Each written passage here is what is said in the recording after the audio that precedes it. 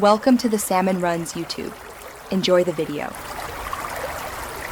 You start by opening Automator and selecting the correct workflow type for your task. Choose Quick Action for contextual macros, Application to run standalone, or Folder Action for automated folder processing. Next, add the very first actions.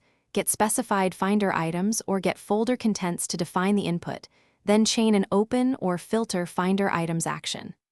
Once done, give the workflow a clear name and save it. This ensures predictable triggers and permissions before you continue building.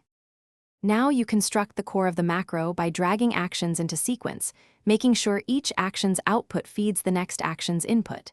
Configure critical parameters like file types, name filters, delay values, and target applications so the flow matches your goal. Test small. Run the workflow after adding 2 or 3 actions with sample files to catch errors early. If an action fails, adjust inputs or add a get specified Finder items step to enforce consistent data for downstream actions.